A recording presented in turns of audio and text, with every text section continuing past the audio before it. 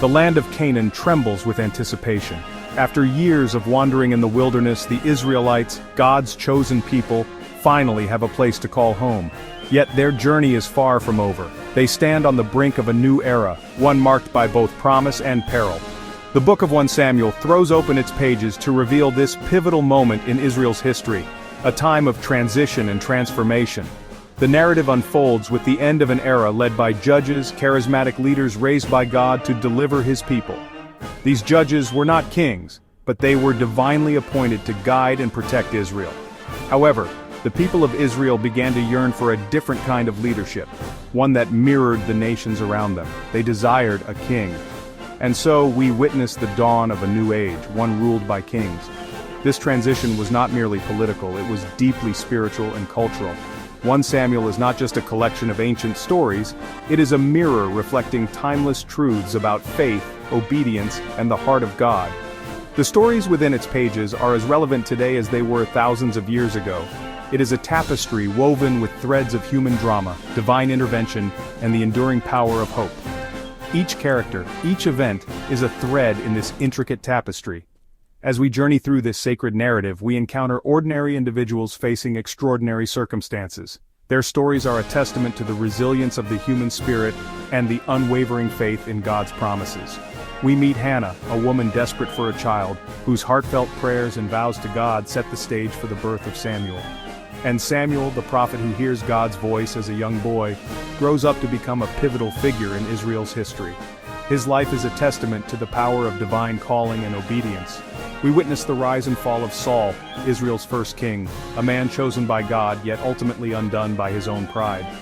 Saul's story is a cautionary tale about the dangers of disobedience and the perils of power. His reign, marked by initial promise and eventual downfall, serves as a powerful reminder of the importance of humility and faithfulness. And then, we are introduced to a young shepherd named David, a man after God's own heart. David's journey from shepherd to king is one of the most compelling narratives in the Bible. His story, filled with courage, faith, and unwavering loyalty to God, is a beacon of hope and inspiration for all who seek to live a life that honors the Creator. His acts of bravery, his psalms of worship, and his deep personal relationship with God continue to inspire believers to this day. As we delve into the book of 1 Samuel, let us open our hearts and minds to the lessons it offers, and be inspired to live lives that are pleasing to our Creator.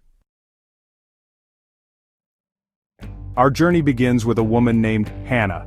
She lived in a time when having children was seen as a blessing from God, and being barren was considered a curse. Hannah's heart was heavy with sorrow because she was unable to bear children. She is barren, unable to bear children, and her heart aches with longing. Her pain is compounded by the taunts of her husband's other wife, Peninnah, who had many children and often mocked Hannah for her barrenness. In her despair, she cries out to God, pouring out her soul in the temple.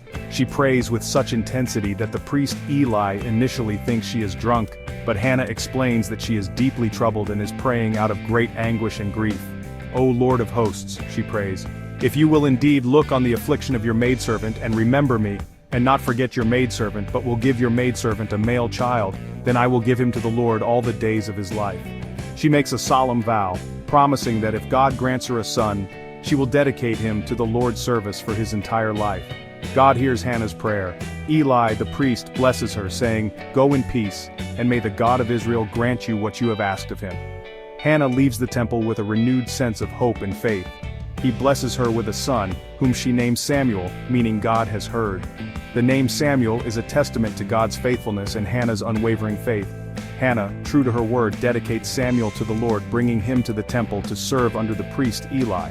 She fulfills her vow, knowing that her son will be raised in the presence of the Lord.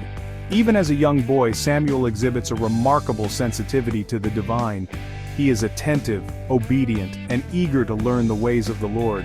One night as he sleeps, he hears a voice calling his name. Samuel, not yet familiar with the voice of the Lord, assumes it is Eli calling him. 3 times this happens, and each time Samuel thinks it is Eli. He runs to Eli saying, "Here I am, you called me." But Eli, realizing that it is not he who is calling the boy, begins to understand what is happening. Finally, Eli realizes that it is God who is calling Samuel. He instructs Samuel to go back and lie down, and if he hears the voice again to say, "Speak, Lord, for your servant hears." He instructs the boy to say, "Speak, Lord, for your servant hears." Samuel does as Eli instructs, and when the Lord calls again, Samuel responds, beginning his journey as a prophet. And so begins Samuel's extraordinary journey as a prophet of God. He becomes a pivotal figure in the history of Israel, known for his unwavering faith and dedication to God's will. He grows up in the temple, learning the ways of the Lord. Under Eli's guidance, Samuel matures into a wise and faithful servant of God. He becomes a voice of truth and righteousness, a beacon of hope in a nation longing for guidance. Samuel's life and ministry leave an indelible mark on the history of Israel, demonstrating the power of faith and the importance of listening to God's call. The Philistines, arch-enemies of the Israelites, have once again marched into battle against God's chosen people. Fearing defeat, the Israelites decide to bring the Ark of the Covenant, a sacred chest that represents God's presence, into the battle. They believe that the Ark will secure them victory. However, their plan backfires disastrously. The Philistines capture the Ark, and Israel suffers a crushing defeat. Eli's sons, Hophni and Phinehas, who are responsible for the Ark, are killed in the battle. When Eli hears the news, he falls backward from his seat, breaks his neck, and dies. The capture of the Ark throws the Israelites into despair. How could God allow his presence to be taken by the enemy? Yet the Philistines soon discover that possessing the Ark brings more trouble than triumph. As they move it from city to city, disaster follows. Finally, after 7 months, they decide to return the Ark to Israel. The Ark's journey is a powerful reminder that God's presence is not a talisman to be manipulated for our benefit, but a sacred trust to be treated with reverence and awe. Years pass and Samuel grows old. His once vibrant energy now replaced by the wisdom and weariness of age.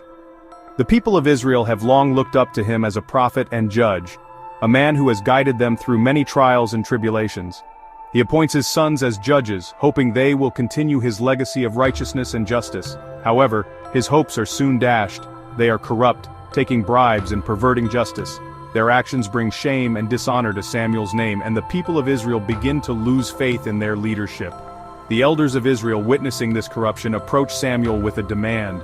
They are deeply troubled by the state of affairs and seek a solution. "Now make us a king to judge us, like all the nations," they say. Their voices are filled with a mix of frustration and determination. Samuel is deeply saddened by their request. He feels a profound sense of loss, as if the people are turning their backs on the very foundation of their faith. He sees it as a rejection of God's kingship. To him, the request for a human king is not just a political shift, but a spiritual betrayal.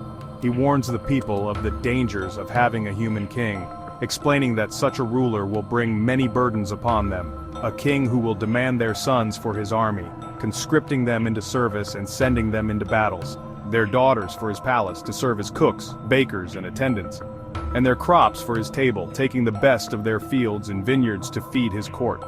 Yet, the people are insistent. They are unwavering in their demand, convinced that a king will bring them the stability and prestige they desire. They want to be like other nations, ruled by a visible, powerful king. They believe that having a monarch will elevate their status among neighboring nations. They fail to understand that their true king is God himself. In their desire to conform to worldly standards, they overlook the divine kingship that has always guided and protected them. God instructs Samuel to anoint a king for them. Despite his sorrow, Samuel listens to God's command. "Listen to the voice of the people in all that they say to you," God tells Samuel, "for they have not rejected you, but they have rejected me, that I should not reign over them." These words resonate deeply with Samuel as he realizes the gravity of the people's choice. God, in his infinite wisdom, grants them their request, knowing that it will ultimately lead them back to him. He understands that sometimes people must learn through experience. Samuel, with a heavy heart, anoints Saul as the first king of Israel. This act marks the beginning of a new chapter in the nation's history. The Israelites, now led by a human king, embark on a journey that will test their faith and resilience. This pivotal moment marks a turning point in Israel's history, a shift from theocracy, where God rules directly, to monarchy, where human kings rule under God's sovereign hand. It is a profound transformation that will shape the destiny of the nation. As the people of Israel navigate this new era, they will come to understand the true meaning of leadership and the enduring presence of divine guidance in their lives.